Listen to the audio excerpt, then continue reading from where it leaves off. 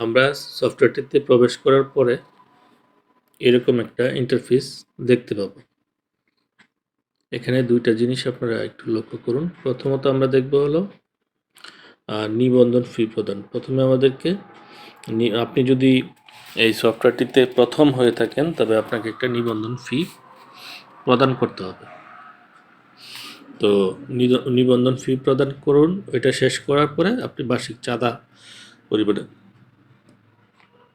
প্রথমে নিবন্ধন ফি প্রদান করতে হবে, তারপরে বার্ষিক চাঁদা আপনাকে দিতে হবে। তো নিবন্ধন ফি কিভাবে দিবেন?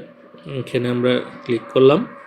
এখানে ২০০ টাকা বাই ডিফল্ট দেওয়া আছে। তারপরে আপনি যখন জমা দিনে ক্লিক করবেন, জমা দিনে ক্লিক করার পর আপনি কোন মাধ্যমে আপনি আপনার টাকাটা জমা দিবেন সেটা আপনি সিলেক্ট করবেন। এখানে দেখেন প্রথমে ব্যাংক আছে, তারপরে দেখেন কার্ডের মাধ্যমে দিতে পারবেন, মোবাইল ব্যাংকিং আছে, ইন্টারনেট ব্যাংকিং আছে। সকল পদ্ধতি আপনি যদি মোবাইল ব্যাংকিংয়ে দিতে চান এখানে ক্লিক করবেন। ক্লিক করার পরে দেখবেন সকল অপারেটরই এখানে দেওয়া আছে। আপনি যদি কার্ডের মাধ্যমে দিতে চান, ইচ্ছে করলে কোন কার্ডের মাধ্যমে দিবেন সেটা আপনি এখানে সিলেক্ট করে দিবেন। আপনি যদি ইন্টারনেট ব্যাংকিংয়ের মাধ্যমে দিতে চান সেটাও দিতে পারবেন, অথবা আপনি যদি সোনালী ব্যাংকের মাধ্যমে দিতে চান সেটাও দিতে পারবেন। ওয়ালেটের মাধ্যমে দিতে চাইলে সেটাও দিতে পারবেন।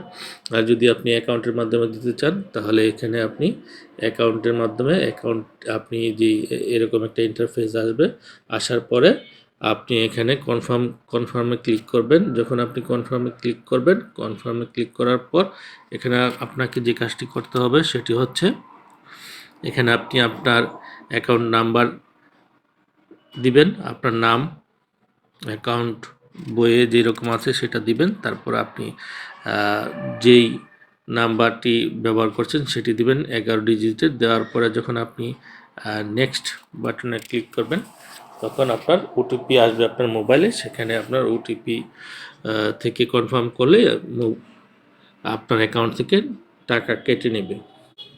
আপনার নিবন্ধন ফি প্রদান হয়ে যাওয়ার পর আপনি যথারীতি বার্ষিক চাঁদার বিবরণে যাবেন।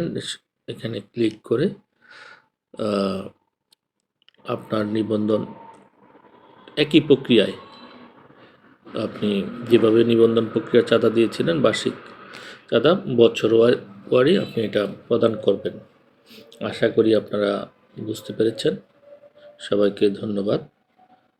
ভালো থাকবেন সবাই। সফটওয়্যারটিতে যখন আপনি প্রবেশ করলেন তখন আপনার লগ ইনের পালা।